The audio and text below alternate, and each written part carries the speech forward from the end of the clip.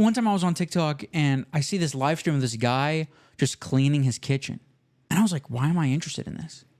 Why am I into this guy's life? But that is dystopian. That is like some Black Mirror meets Truman Show. That's like really weird. Can you imagine yourself doing that? Do you know how much opportunity you have? What's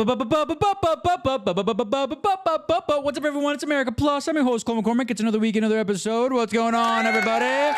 It's Sunday, June 2nd, 8:46 in the p.m. What's going on, everybody? Happy to be here. Beautiful day to be alive. Beautiful time to be at America Plus. Welcome to the one and only place where we're talking about narratives for a more beautiful world our hearts knows is possible. And we're trying to like dissect what's a good narrative, healthy narrative. What's a good path to go down?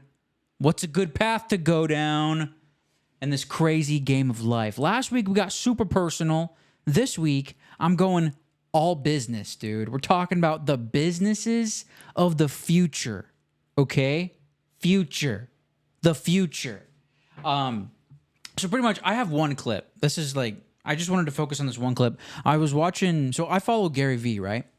Gary Vee is this like business influencer type, and he's always talking about predictions, and he's talking about what's hot, what social media is the most organic, the most like what gives you the most reach. Like Gary Vee is one of these social media marketing guys, and he has a lot of like business content, and he puts on VCon, and he was one of the first guys on NFTs. As in, like, he was like, he put out like his own set of NFTs for his child programming, for his like, what do you want to call it? It's like his Mickey Mouse, his like Walt Disney characters. Like he has this like his own Pokemon, pretty much. That's what he keeps saying, and he like initiated his own Pokemon through these NFTs. Like he's like a quote unquote innovative guy. Okay. And he was on this podcast, The School of Greatness. I'm not sure if you know that podcast. It's hosted by Lewis Holmes. And the whole concept is like just like interviewing like good people, smart people, and just like figuring out like how to be great. Gary Vee's great at marketing. He's great at understanding what the future of business might be. And it's important to look down this path. It's important to like understand what's coming forward, because, you know, I myself, an individual podcaster, I'm doing my best to put on the best podcast that I can. I want to try to be the best like marketer for myself as possible. And I feel like it's also necessary to outwardly discuss the business models and possible business plans that there are online. You know, because a lot of these take place around like technology and the internet. That's like pretty much every job, you know. So more than likely, and podcasting, naturally, internet job. So I got to figure out how to have the best internet job, how to be on top of the internet. And I just want to talk about this 2-minute clip real quick. So this is Gary Vee talking about the future and the top 3 things of what's coming and what you should be aware of. All of our content in every language at scale, in our voice. Oh yeah, that's the key. That's what we're working on now. Yeah. So you've seen it already, Dustin, like we're pretty close. We're almost done. I'll be speaking every language in my voice, in my little high pitches, in me. That's gonna be huge for through AI, right? That's right. Is there a tool specifically you're looking at that We're using Respeecher. I mean, it's moving so 50 of them. Notice how I hesitated, even though I'm a big fan of Respeecher. Yeah, it may be gone. It's that game is AI eating itself up is just like crazy. Yeah. So AI. Virtual influencers. Oh yeah, that's coming. I've seen people are blowing up already with. You mean just like made up influencers? That's right. Yeah. AKA very attractive people on Instagram that you're like, right now the early movers like always are like models and like all that, but it will be full-fledged. Ricky Thompson, 47-year-old marketing expert who's gonna have 14 million followers, and it's Joanna Thompson in Australia that actually owns him. Isn't that crazy? And is running. Oh, it's gonna be huge. So virtual influencers. Are you getting into some of that too? Yeah, I'm really starting to go deep on that. Live streaming as a more scaled everyday thing. Let me explain what I mean by that. I predict in 5 years, someone who loves to mow their lawn mow their lawn, dyslexia, mow their lawn, will go from like, that's that classic dad who does it, to the modern dad, the 28-year-old who's destined to be a 48-year-old dad who loves to mow their lawn, like loves it, is destined right now as we're speaking to one time in 7 years as he's on that journey, streaming it for some weird reason.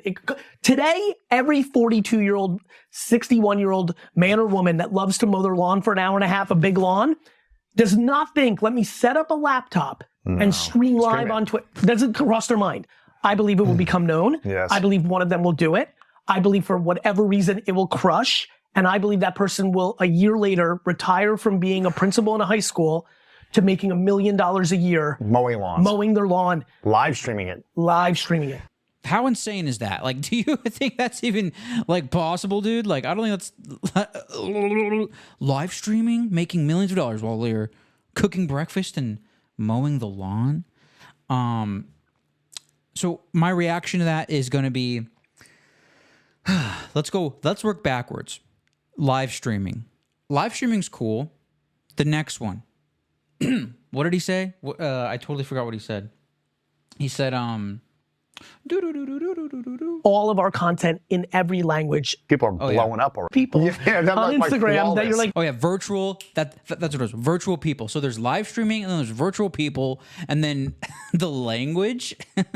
I think those two ends, the language thing and the live streaming, those are pretty normal and like things that are sort of already obvious. It's the one in the middle, the virtual influencer. The virtual influencer. Is that really something that we're gonna have to deal with? I mean, like, there are these examples of virtual models already on Instagram, and you know, they're able to make a perfect picture of what might be an attractive woman. But it's very interesting to think about that. Like, that's gonna be like the real thing. Like, you are going to own a digital human. That sounds so dark. That sounds so ridiculous. I don't even want to be a part of it. I'd rather just live stream my entire life. Like, right? I don't support the virtual thing, but I do support, I'm sort of into the live streaming the mundane. Just live streaming like your normal situation. I've even thought about that at work. Like, I feel like I could get, like, as I'm chopping potatoes, I've thought to myself, I think I can get more followers and, like, I could probably make like, a business out of just, like, just streaming what I'm doing right now and just, like, hang out with people. Because when you look at all the live streaming situations, it seems as though it's a lot of, it's pretty dystopian, first of all. I'll say that. It's very dystopian. Like, for one example, that Miles Morales guy, do you know this cosplayer? This guy plays Miles Morales from Spider-Verse, and he's on TikTok, and he live streams for I don't know how long, like probably 8+ hours a day, and he has to like just do all these, like he has to act like an NPC. He has to be like, hey, like he's talking as if like he's the game character. Like he has all these weird sayings, like, hey, I guess I gotta go get the bus. And then like hops out of frame for 1 second, and then he hops back in, and then he's moving like he's in a video game, like he's just like swaying back and forth, and I don't like that. That seems like icky to me. But then you got these random people on TikTok who just like are just like there. Like one time I was on TikTok and I see this live stream of this guy just cleaning his kitchen, and I was like, why am I interested in this? Why am I into this guy's life?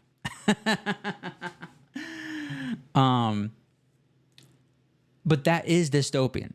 Like thinking about that, that is like some Black Mirror meets Truman Show. That's like really weird.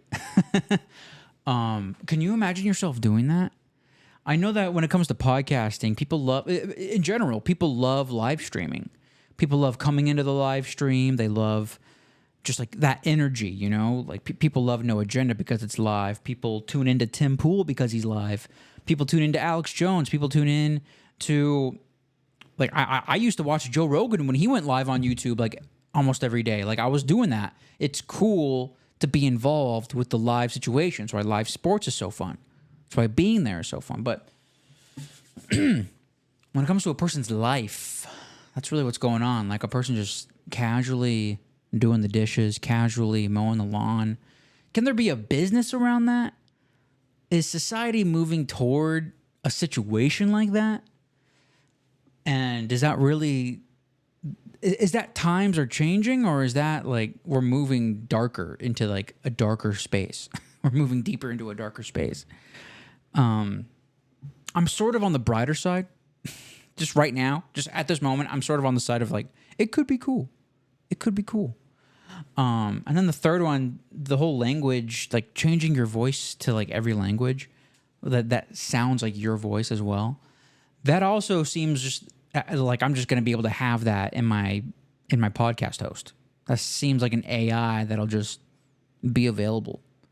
So it's very interesting how these three things that Gary Vee brought up, they all sort of point to some sort of like shared humanity. If you're able to listen to everyone, no matter what language, along with watching them in real time, those two things just explicitly cry out like a closer humanity almost. Am I wrong? It's only when you get to the virtual influencers when I like lose you. I really don't care about that, but that, you know, that is a business model, of course. Like it could be, we'll see. But it's the live streaming and the language that I'm into. And I think podcasting can benefit from that. And I believe that my podcasting business and me as like a director, you know, I feel like that's that's beneficial. And so the purpose of sharing this and discussing this is to talk about other businesses or other things that I want to do that could be like podcasting and benefit from live streaming and different languages. So like for one example, I've had the idea of like, okay, just like out of the blue, you're like directing a movie. Okay. You're the director. You're on set and there's like a specific location where the crew, whoever wants to, can like go and like that's where the live stream is. There's a camera set up and it's sort of like seeing like most of the behind the scenes or like wherever you want it to. And there's like 2 or 3 chairs, a few microphones, and you can sort of hear the ambiance, but no one like comes in until like they want to. But you're able to see everyone work. That's like a really weird, like Truman Show. Like you're watching just Truman take a shit and sleep. You're really watching people work. Just hook up the security camera. Like, are we making a business out of security camera footage now? Like, that's really interesting.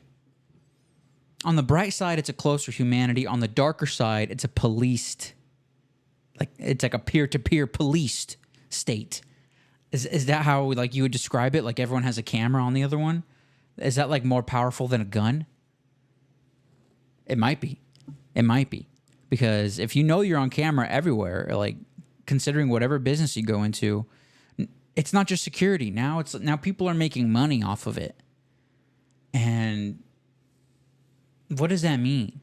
Like when it comes to people making businesses on TikTok and like making money on TikTok, you know, they're out and about and they're doing these weird ass dances in the public.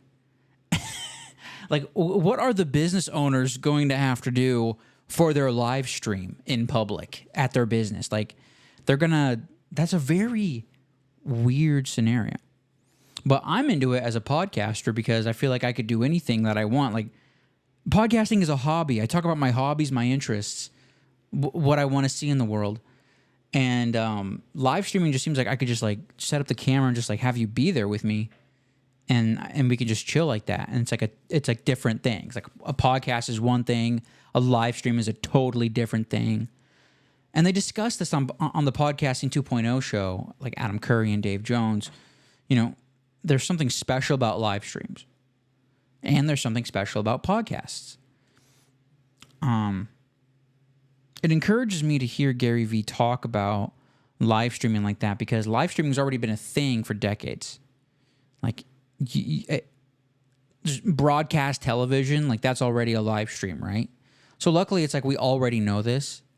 But now this ability to broadcast is with everyone. And so what does that mean for the type of narratives that we're able to push? What types of narratives do normal people want to push? We're in this really tensed space right now, sort of, if you want to call it tensed up. Just like all the narratives around Elon and Twitter and Facebook, and whether it be mainstream news or people discussing it online, more people are aware of the influence government and agencies have over these social media companies, and the type of information that they push. They literally push information. They suppress other information depending on what topic. And so there's criticism of like using social media due to this censorship. But then you have this other side of business where if it's business, if you're doing a business on social media, it's pretty expected. It's like no one's criticizing the businesses of being on social media, but they might criticize someone else for using Instagram,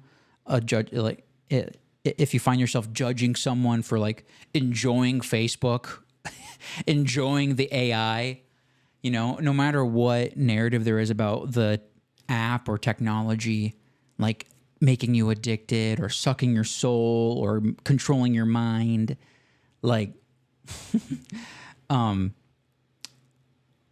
there is this side of it's okay for business.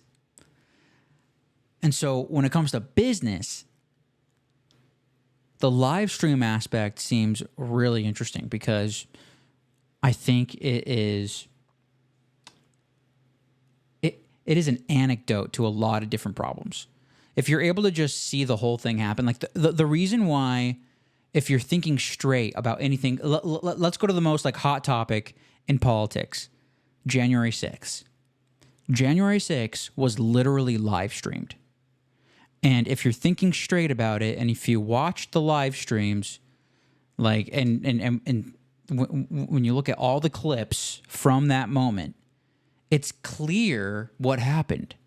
If you're just thinking objectively about it, if you saw the footage, when you see the footage of something, you know, that's generally the truth. And I know there's already discussion about the video AI and it tricking us and whatever. Like, that doesn't matter. Like, an image that is fabricated to create a negative emotion on the public, that's already existed. I'm not worried about AI doing that. I'm not worried about that. I'm worried about the types of narratives that are able to be discussed due to the live stream nature and due to the normalcy of everyone being able to live stream. Because when it comes to the censorship that was happening, it was only like a few, like it was easier for them to suppress like officially published videos and not live streams, right?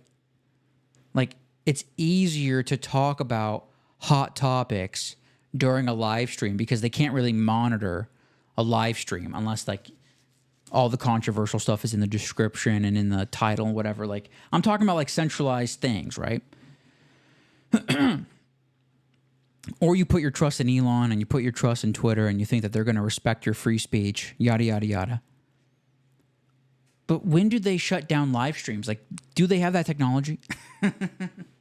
I say that naively. Like, of course I know that they like can shut them down.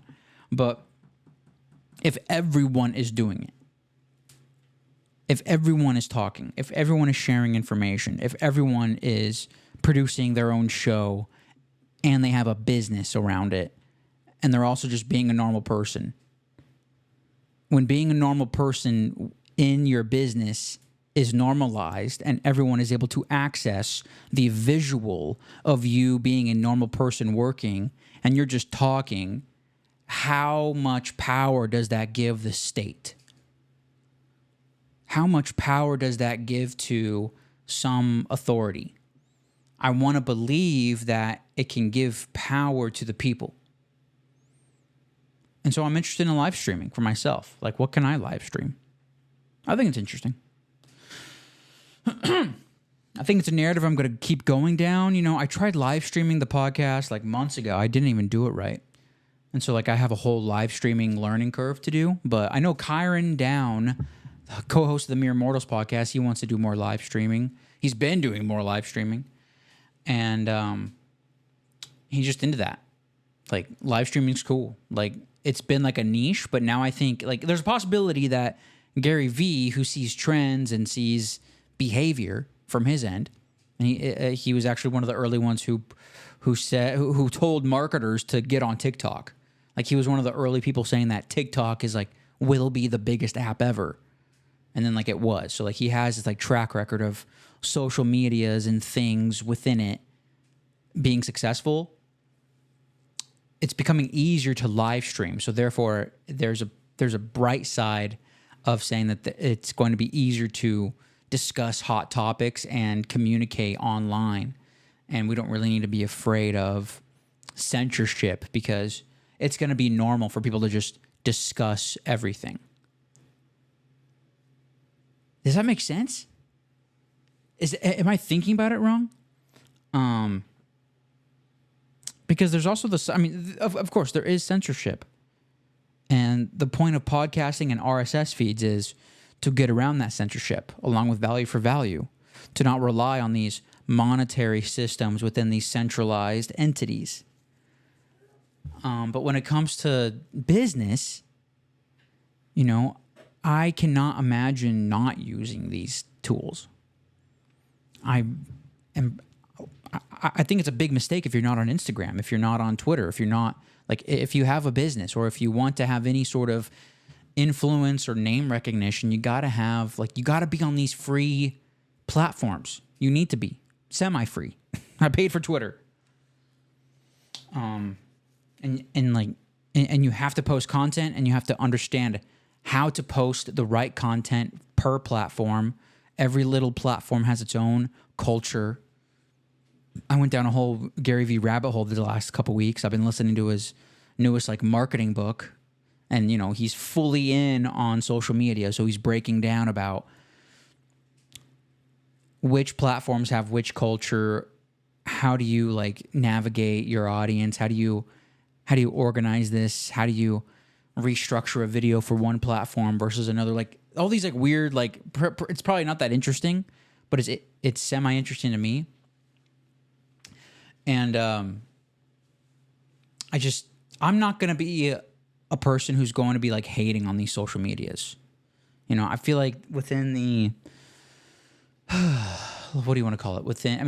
It seems like pretty mainstream to hate on social media right now. Whether you're Adam Curry or you're CNN, you know, you hate either one social media or all of them. And I just don't want to go down that path because I think it's a bit ridiculous. I think it's a bit ridiculous because you're able to focus in on something that can actually build wealth. Like, what's more important? The narratives of COVID, like the truth about COVID on Instagram, or you having the ability to make money for your family on Instagram? That's really where my head is thinking. Like, what is the best narrative to look at these things? I understand that there's corruption. And I also understand that this is like the first time humanity has ever been in this situation, and we're sort of just figuring it out. And so I'm willing to just like let it be. Okay, there's corruption. Okay, there's censorship. There always has been. There always has been. Can I make money? Can I have a family? Can I make a living off of this? Can I be middle class because of this? And people like Gary Vee say yes. You know, like it's pretty apparent that social media is here to stay. Business online is the only, like, pretty much the main way, or becoming more of the main way to make money. And so I guess I'm announcing my live streaming channel. Join me every single day for 16 hours. And you can see me walk around my apartment and pace.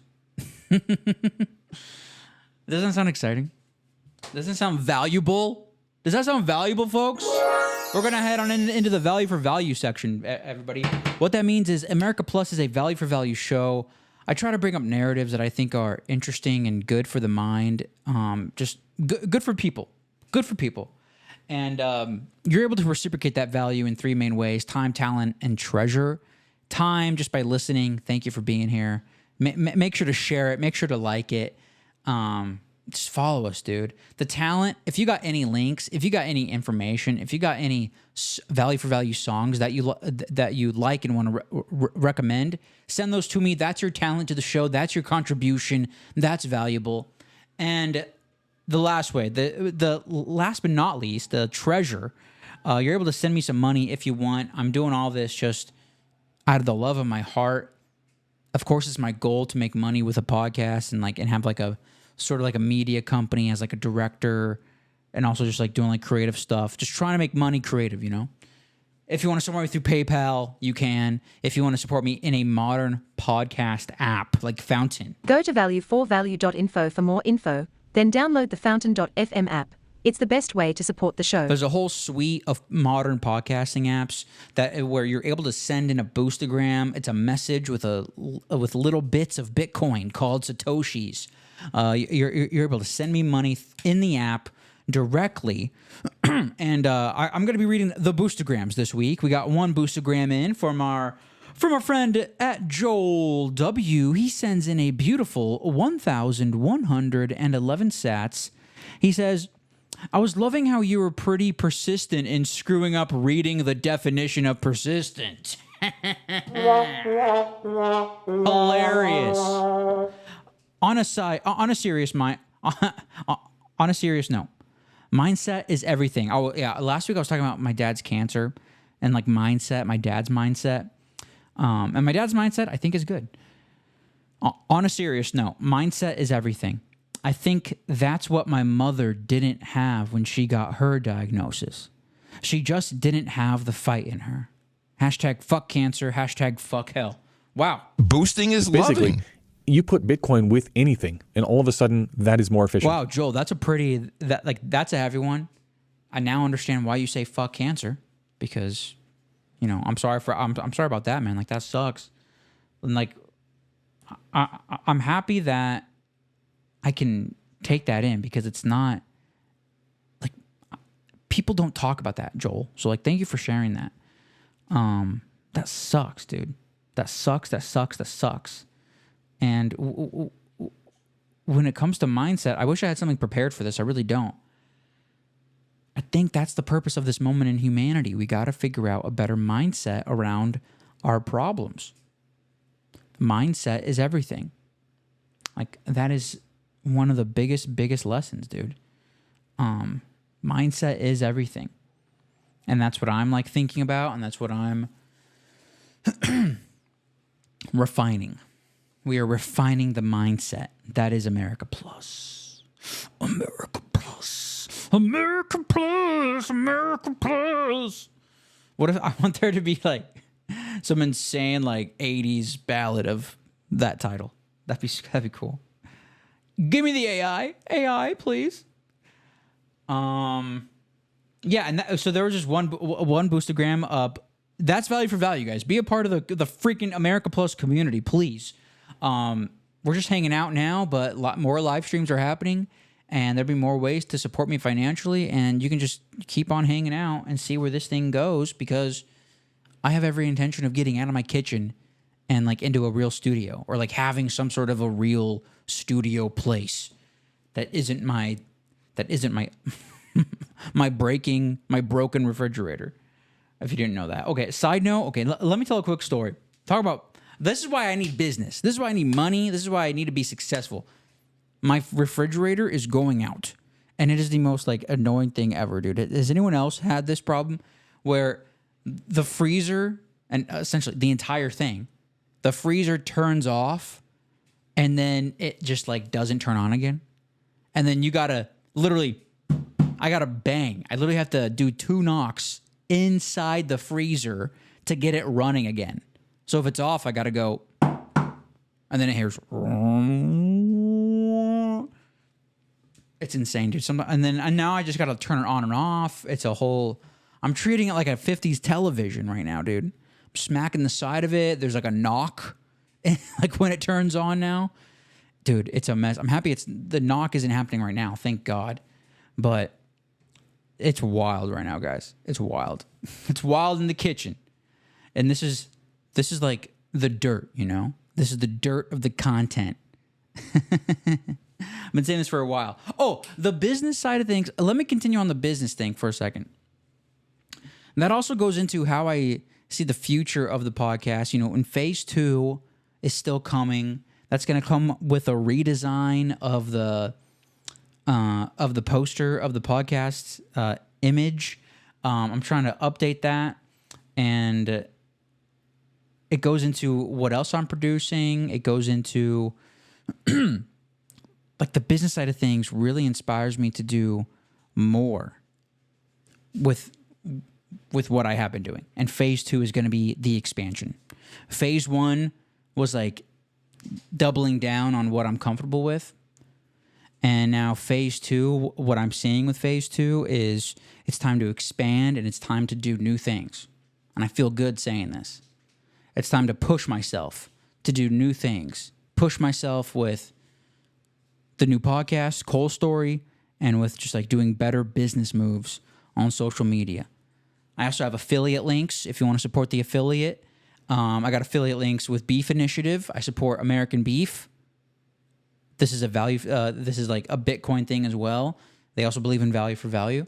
And then I also have an affiliate link for Podhome, my hosting service. If you want to host your podcast or your music show, go to Podhome, click the link in the description for a really awesome service. If you want access to all the modern podcasting tools, be able to put in a Lightning wallet in your RSS feed, be able to play a value for value song in your show, which I'm about to play soon, and give them a split. FYI, if you ever hear a song on America Plus, the artist always gets a 60% split, okay? And that's like, I feel like that's fairly fair. It's better than the radio, I think. I see how I can do better. And maybe while I'm talking about business, maybe I should also give an update on my Twitter investment. Last year, I invested in the blue check. And I wanted to make money online. I wanted to I just wanted to make money on Twitter. Like that just seemed like something fun to do. And I went hard at it for like 3 months, and I got verified, and I got monetized. I got $20, and then I sort of like died down. I sort of just like stopped doing it. And then I got demonetized, and then I was like, why the fuck am I demonetized? What's going on here? And then I still wasn't posting. And then recently I was like, oh, I'm demonetized because I wasn't posting. So I got to keep posting to stay monetized. And then I got to figure out all this posting situation, how to reply, how to do all this. It's been a whole nightmare, honestly, because I'm barely motivated to tweet as much as I need to. To tweet as much as you need to make money on Twitter. Oh my God. It's like a lot. You have to do a lot. You have to tweet a lot. It's just, it exhausts me, dude.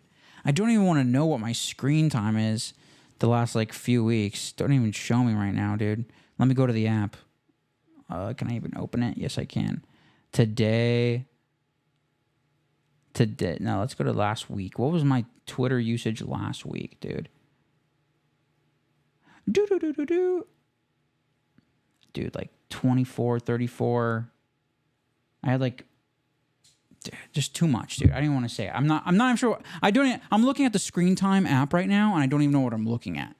I don't even read it.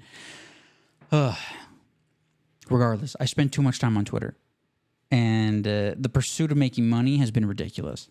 But the positive side of investing in the blue check has been my networking.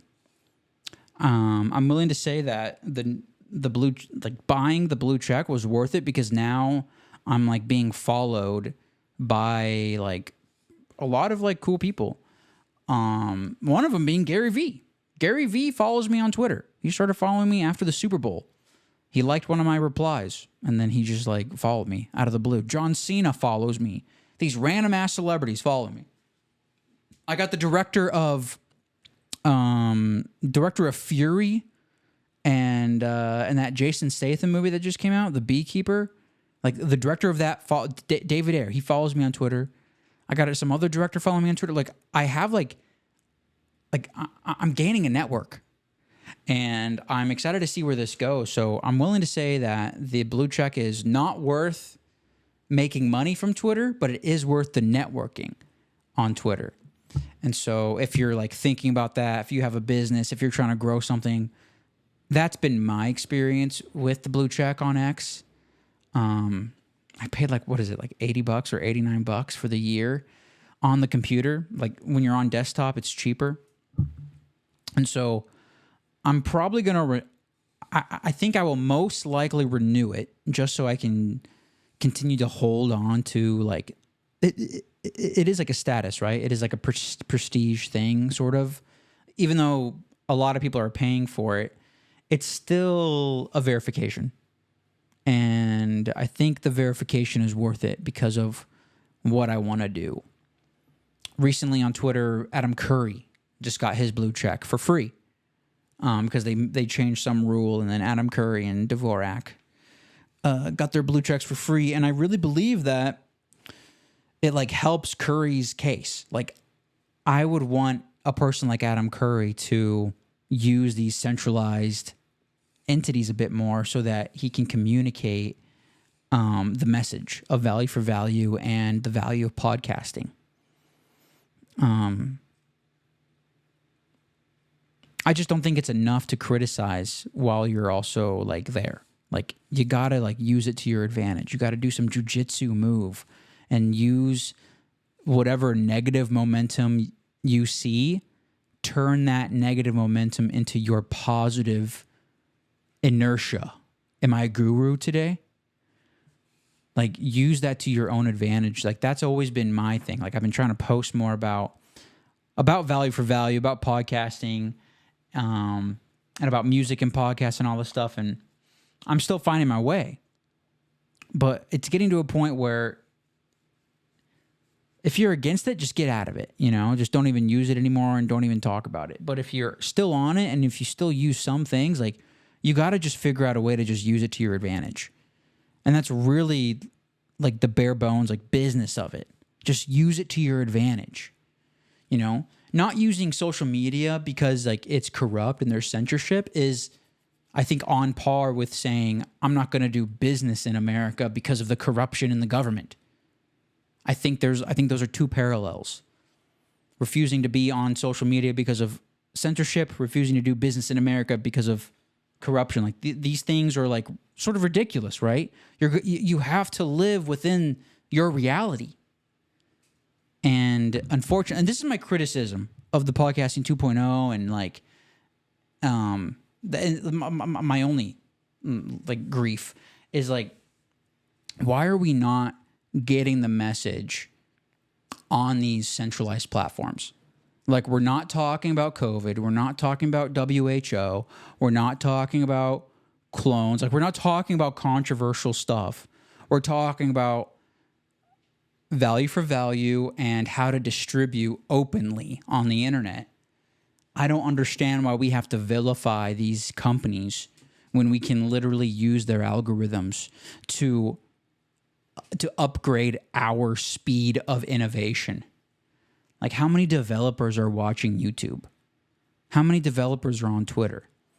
Like the solutions with podcasting and Bitcoin, it's going to be due to developers and people talking to each other. And so as a person who's a part of the podcasting 2.0 space, trying to be like a professional podcaster, making money, just like some sort of influencer type guy, director, like it's all up in the air because there's no clear path yet. But I see that there could be a clear path if we were to really double down on our narratives being posted on these centralized platforms. That's what I'm trying to do with my content or with aspects of my content.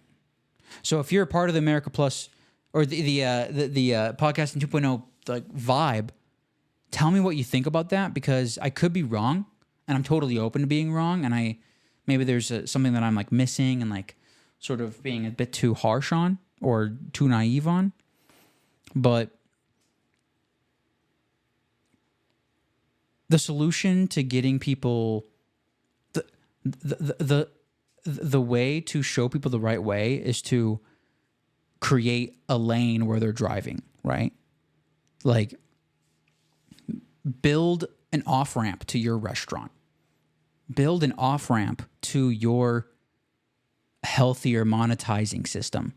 Build an off-ramp to your ranch. Build an off-ramp to your whatever. The social media is like all the centralized stuff. It's like a giant freeway. We have to build the off-ramps. You want people to jump on to value for value and RSS and Bitcoin, but there are literally no off-ramps.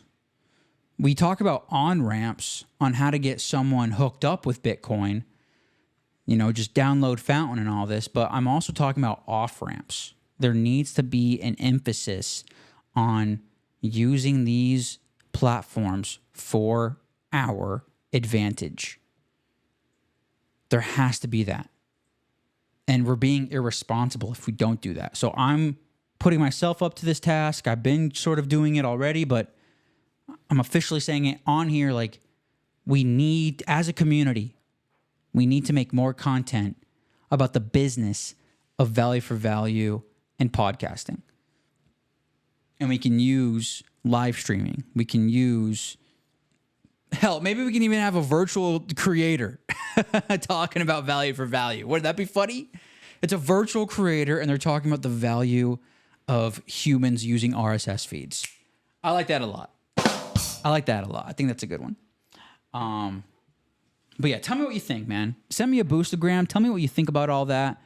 Chime in with me on Twitter, at Cole McCormick1. That is my main social media. Follow me on Instagram as well. Same name, at Cole McCormick1. Links are down below in the description.